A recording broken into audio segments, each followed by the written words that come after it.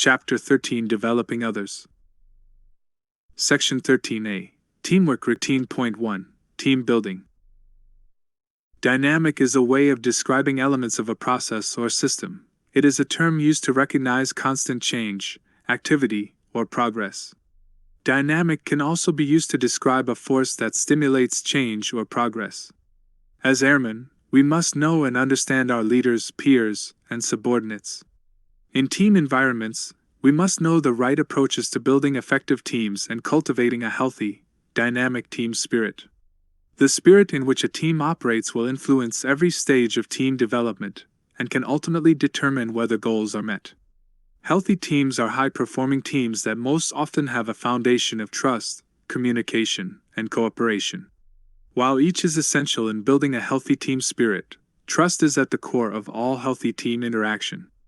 Team members must feel comfortable with, and confident in, one another to be able to fully participate.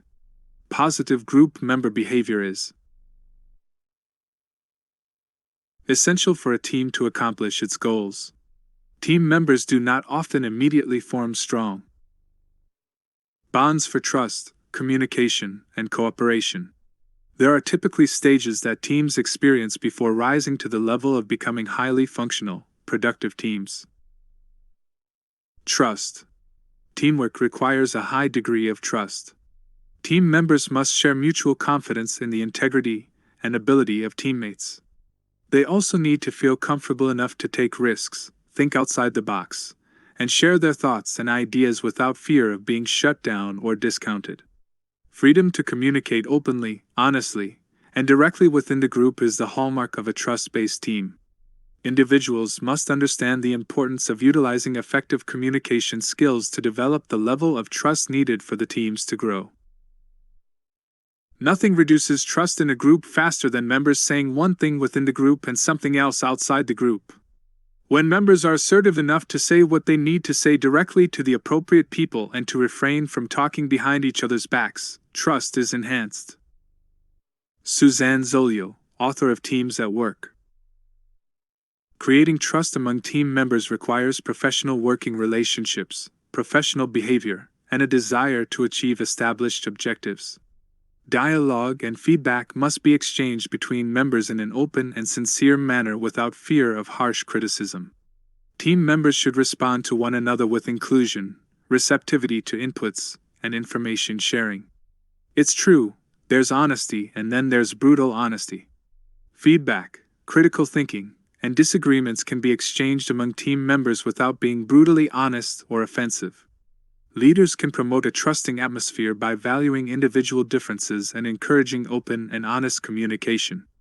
Leaders empower their teams to solve problems innovatively through a shared sense of collaboration that is free of self-preservation and personal bias.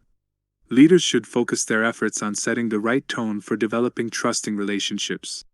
Communicating openly and honestly, knowing and establishing a good rapport with team members, and discouraging cliques or divisions within the team. In other words, team leaders should set the example and lead by example. Communication. Teams must communicate. Team members need to safely assert themselves and share their ideas. Teams that don't allow honest, open sharing quickly lose their effectiveness. As a result, some team members may purposely withhold vital information or disengage from the team. This may cause confusion, frustration, and the inability to complete tasks within teams. While sharing information between team members is essential in producing effective, well-thought-out plans, leaders must be willing to share information with team members. When leaders hold on to information, they can create an inaccurate, incomplete, or totally wrong picture of the expected outcome to team members. Information sharing yields better results. Leaders can increase team success by giving members complete access to all necessary data, discouraging the discounting of ideas and feelings, and encouraging the practice of active listening and valuing individual differences. Cooperation. Cooperation is critical if teams are to combine diverse backgrounds, skills, and approaches to meet the challenges, customer requirements, and mission changes. Cooperation yields synergistic results and reduces the exerted effort it takes to reach a desired outcome. Leaders who encourage cooperation show team members that others have very important contributions to the goals of the team. Team members may also come to understand how dependent they are on one another in reaching mission objectives. Successful teams have few turf wars, little competitiveness, and an ability to forgive and forget. Cooperation breeds shared ownership for performance results, and achieving objectives increases team pride and a healthy team spirit. A sign that a team is not performing cohesively is when competition exists among team members. This may be observed when some team members attempt to outshine others to gain extra attention or credibility.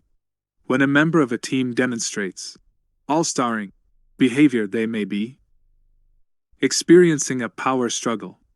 To reduce power play behavior, leaders should re-emphasize each team member's specific roles and responsibilities, which eliminates potential barriers to cooperation.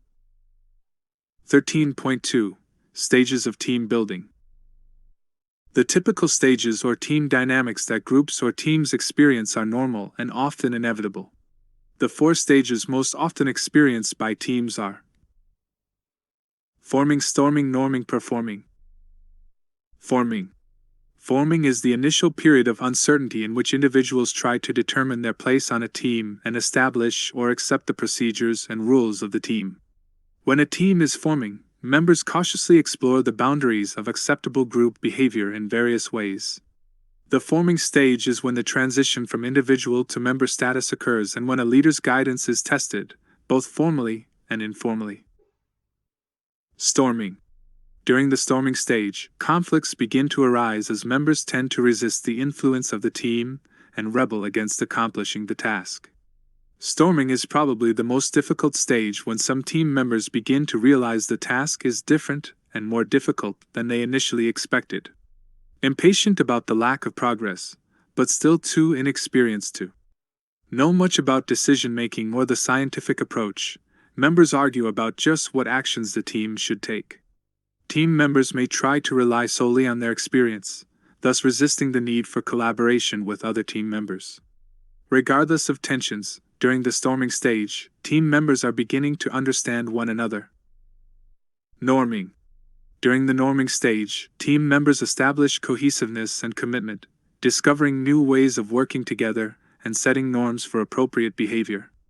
During the norming stage, members reconcile competing loyalties and responsibilities and begin to accept the team ground rules, norms, their roles in the team, and the individuality of fellow members.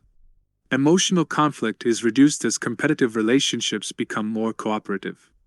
As the team begins to work out their differences, they focus more time and energy on the team objective. Performing. In the performing stage, the team develops proficiency in achieving its goals and becomes more flexible in its patterns of working together. By the performing stage, the team has settled its relationships and expectations and can begin diagnosing and solving problems and choosing and implementing changes. At last, team members have discovered and accepted each other's strengths and weaknesses and learned and embraced their roles. In the performing stage, the team can be considered to be an effective, cohesive, and productive unit. 13.3 Conflict management. Conflict is inevitable in every organization and is often necessary to reach high levels of performance. Conflict involves differences between parties that result in interference or opposition. Such differences can motivate for positive change or decrease productivity. Positive conflict results in addressing problems for a solution, greater understanding, and enhanced communication between individuals or groups. Conflict can be constructive when managed effectively. Conflict becomes destructive when it results in barriers to cooperation and communication, thus degrading morale and diverting attention away from tasks. At times, managers tend to avoid conflict because of its negative repercussions. However, managing conflict effectively benefits the organization by reducing ambiguity and stimulating productivity. 13.4 Sources of conflict. Conflict is defined as frustration of an important concern, whether real or perceived. Many factors may result in or increase the probability of conflict within an organization. These factors manifest themselves in combination with other factors, making it potentially difficult to identify the specific source of the conflict. Conflict often originates with one or more of the following situations. Communication factors. Communication often gets the blame for problems that occur in the workplace. However, the real crux of the problem is more likely to be miscommunication. For example, communication may be occurring, sometimes even overcommunication occurs within an organization. But when the communication is misinterpreted, inaccurate, or incomplete, this leads to frustration and stress. For personnel to perform at their very best, they need constructive, comprehensible, and accurate information. Structural factors. It is likely that the larger the organization, the more people there will be to potentially cause and participate in conflict. Resources, whether scarce or under high demand, may generate conflict as each party postures to compete for the resources. The more people interact, the more noticeable their differences become. When dealing with line staff distinctions, this can lead to disputes, partly because although people may attempt to participate, it does not necessarily mean their contributions are heard, valued, or accepted. Leaders should encourage employees to challenge the status quo, seek better ways of doing business, and continually improve processes. Also, rewards programs can potentially encourage and develop a healthy competition as long as the rewards aren't perceived as unfair, unjust, or biased in some way. Personal behavior factors. Conflict can arise because of individual differences, such as goals and objectives, perceptions, values, and personalities. If we align our personal needs and values with the overall USAF mission, we will be more aptly willing to change, set aside self-interests, listen to the ideas of others, and reduce conflict. Although not always easy, striving to align personal values with USAF values can reduce conflict that arises based on differences that exist in the workplace. Differences can be perceived as threats, weaknesses, or stressors in the workplace. Focusing on diversity through strengths that contribute to the organization in different ways can help reduce criticism and avoid conflict.